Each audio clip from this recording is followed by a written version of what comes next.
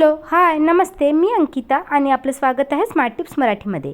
तर मैत्रिणींनो, आज मी तुमच्यासोबत काही कुकिंग हॅक शेअर करणार आहे जी प्रत्येक लेडीजला स्वयंपाक करताना नक्कीच उपयोगी पडतील। चला तर मग कुठलीही वेळ न घालवता व्हिडिओला सुरुवात करूया। तर मैत्रिणींनो, आपल्या किचनमध्ये असे भरपूरसे कडधान्य असतात जे भिजवल्याशिवाय आपण शिजवत नाही। तर असंच काहीतरी झालं, रात्री प्लॅन केला होता की दुसऱ्या दिवशी काबुली चण्याचं उसळ आणि पुरी बनवायची, पण रात्री मात्र विसरले। तर अशा वेळेस हा कुकिंग हॅक मी नेहमी ट्राय करते आणि हा हॅक तुम्हाला नक्कीच उपयोगी पडेल। तर यासाठी आपल्याला जेही कडधान्य शिजवायचं आहे ते व्यवस्थित वॉश करून घ्यायचं आहे। आपल्या प्रत्येकाच्या घरी तर थर्मास असतंच। या थर्मासमध्ये चांगलं बॉईल केलेलं पाणी भरायचं आहे आणि त्यामध्ये जे कडधान्य आपल्याला भिजवायचं आहे ते घालायचं आहे। फक्त तुम्हाला 1 तास हे कडधान्य भिजवायचं आहे। बिलकुल रात्री भिजवल्यासारखंच हे कडधान्य भिजतं। इथे मला काबुली चण्याचं उसळ बनवायचं होतं, तर जस्ट मी त्यामध्ये काबुली चणे ॲड केलेले आहे आणि त्यानंतर चांगलं बॉईल केलेलं पाणी आपल्याला या थर्मासमध्ये घालायचं आहे आणि 1 तासासाठी, नाही तर तुमच्याकडे वेळ नसेल तर अर्धा तासासाठी जरी तुम्ही भिजवलं तरी देखील तुमचे काबुली चणे असतात ते खूप चांगल्या प्रकारे भिजतात। असं वाटत देखील नाही की आपण आत्ताच भिजवलेले आहे। तर खूप युजफुल हॅक आहे फ्रेंड्स। कधी तुमच्या बाबतीत जर असं घडलं, तुम्ही कडधान्य वगैरे भिजवायला विसरला, तर हा कुकिंग हॅक तुम्ही नक्की ट्राय करू शकता। मी तुम्हाला दाखवते चणे भिजलेले आहे की नाही।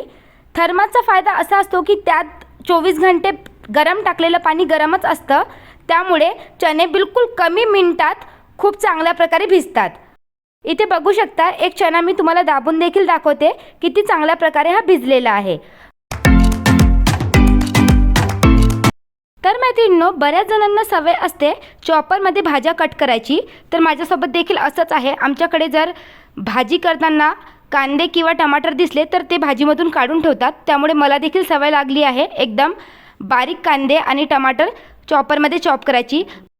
तर माझ्याकडे अशा प्रकारचा पुशअपवाला चॉपर आहे।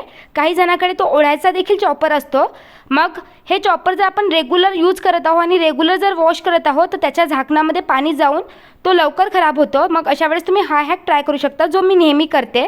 तुम्हाला एक चांगल्या प्लास्टिकचा तुकडा घ्यायचा आहे, त्यामध्ये अशी कट करायची आहे व त्यानंतर हे प्लास्टिक या चॉपरमध्ये असं पॅक करून तुम्ही जर व्हेजिटेबल्स चॉप केले तर हे झाकण थोडं देखील खराब होणार नाही। इथे माझ्या भाज्या चॉप झालेल्या आहे, मी तुम्हाला झाकण खोलून दाखवते। पाहू शकता किती क्लीन आहे, याला वॉश करायची बिलकुल देखील गरज नाही। अशा प्रकारे जर आपण चॉपरचा उपयोग केला तर चॉपर वर्षानुवर्षे खराब होणार नाही। तर मैत्रिणींनो, बरेचदा तुम्ही बघितलं असेल की आपल्याला नारळाची बर्फी बनवायची आहे किंवा लाडू बनवायचे आहे, चटणी बनवायची आहे। अशा वेळेस आपण काय करतो, नारळाला एखाद्या दगडावर किंवा फरशीवर आपटतो आणि फोडतो। पण मात्र जेव्हा त्यातलं खोबरं वेगळं करायची वेळ येते तेव्हा मात्र आपण चाकूचा उपयोग करतो, नाहीतर कितीकदा चमचा यूज करतो आणि त्यामध्ये आपली भरपूर मेहनत लागते। तर यासाठीच एक मस्त कुकिंग हॅक शेअर करणार आहे। यासाठी तुम्हाला नारळाचा वरचा जो भुस्सा आहे तो काढून घ्यायचा आहे। त्यानंतर तो ओला नारळ असेल तर त्यातलं पाणी देखील वेगळं करून घ्यायचं आहे आणि मग नारळाला बिलकुल 5 मिनिट आलटून पालटून अशा प्रकारे गॅसच्या हाय फ्लेमवर शेकून घ्यायचं आहे व त्यानंतर काही सेकंदातच तुम्हाला कळणार की त्यातलं जे खोबरं आहे ते अलग झालेलं आहे। ते कशावरून की अशा प्रकारची नारळावर हलकीशी क्रॅक येणार। एवढं दिसलं की आपल्याला गॅसची फ्लेम बंद करायची आहे व त्यानंतर एखाद्या कापडाच्या मदतीने याला गॅसवरून अलग करायचं आहे आणि तुम्ही पाहू शकता यावर क्रॅक गेलेली आहे। वाटेल तर त्याला तुम्ही थोडंसं फरशीवर मारून अशा प्रकारे वेगळं करू शकता, नाहीतर बरेचदा खूप मोठी क्रॅक केली तर अशी मारायची देखील वेळ येत नाही। तुम्ही पाहू शकता त्यातलं जे डोल आहे ते किती इझिली वेगळं झालेलं आहे। पुरी बनवताना बरेचदा आपण पुरी लाटताना त्याला पीठ लावतो, पण ही चुकी आपल्याला करायची नाही आहे। आपल्याला छोटासा कणकेचा गोळा घ्यायचा आहे, त्याला तेल लावायचं आहे आणि अशा प्रकारे पुरी तुम्ही लाटू शकता। यामुळे पुरी खूप चांगल्या प्रकारे फुलते, हा माझा एक्सपिरियन्स आहे।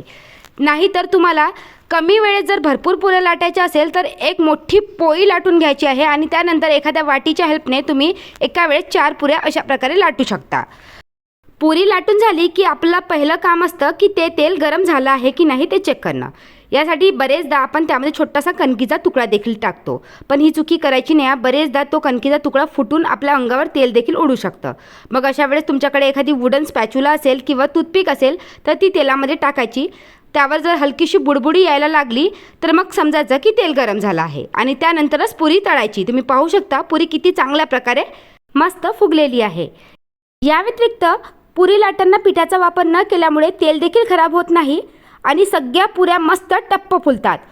जर तुम्ही ही पीठ लावून पुरी लाटत असाल तर एकदा हा कुकिंग हॅक नक्की ट्राय करून बघा, तुम्हाला नक्कीच खूप फरक दिसेल। मैत्रिणींनो, बरेचदा तुम्ही बघितलं असेल की आपल्याला पास्ता बनवायचा आहे, मॅक्रोनी बनवायची आहे, तर थोडंसं जरी दुर्लक्ष झालं बॉईल करताना तर तो उतू जातो। मग अशा वेळेस पास्ता किंवा मॅक्रोनी बॉईल करायची आहे, त्याच्या वरच्या बाजूला गंजाच्या तुम्हाला थोडंसं बटर लावायचं आहे आणि त्याचबरोबर त्या पास्त्यामध्ये थोडंसं मीठ आणि ऑइल ॲड करायचं आहे। असं जर केलं तर जर तुमचं लक्ष देखील नसेल तरी देखील कितीही पास्ता बॉईल झाला हाय फ्लेमवर जरी असेल तरी देखील तो गंजाच्या वरती उतू जाणार नाही।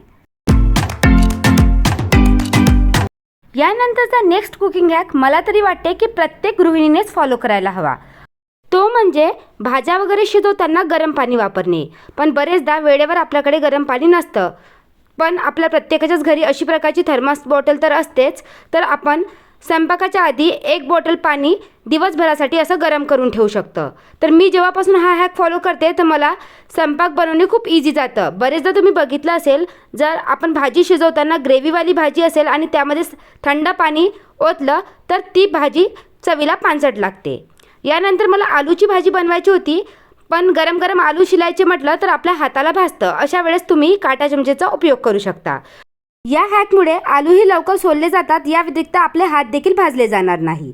इथे पाहू शकता माझी आलूची भाजी झालेली आहे। थोडीशी ग्रेव्ही घट्ट झाली होती, पाणी गरम होतं तेव्हाच्या तेव्हा ओतलं, मला पाणी गरम करण्यात वेळ घालवायची गरज पडली नाही।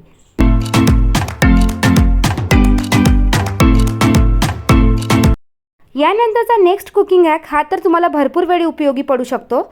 बरेचदा काय होते की आपली कणिक उरली की आपण त्याला फ्रीजमध्ये स्टोअर करतो व फ्रीजमध्ये ठेवल्यामुळे ती घट्ट होते।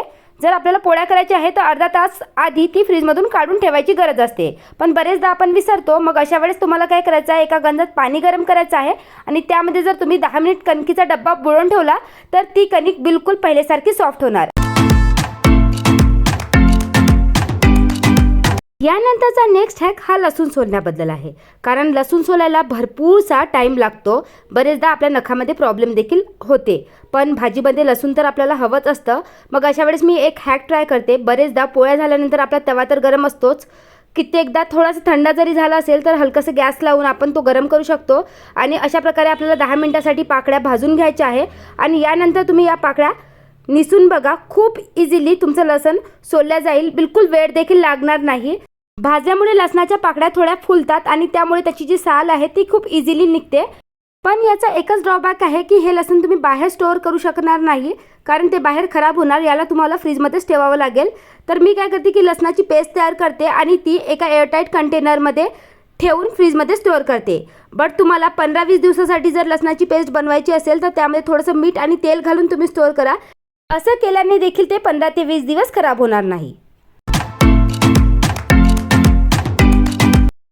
यानंतरचा नेक्स्ट हॅक भजी तळण्याबद्दल आहे। बरेचदा आपण असे आलू बोंडे वगैरे तयार केले तर काय करतो, ते बेसनामध्ये अशा प्रकारे हाताने फेटतो आणि त्यानंतर तेलामध्ये तळतो। बरेच लेडीजला अशी सवय देखील असते, तर मला देखील होती, पण त्यामुळे गॅस देखील खूप खराब होते। तेच हात आपण चमच्याला वगैरे लावतो।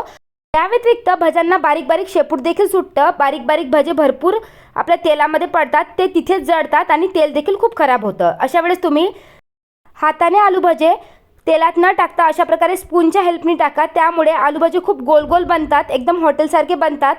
या व्यतिरिक्त आलू भजे तेलात तळताना पीठ देखील गॅसवर सांडत नाही।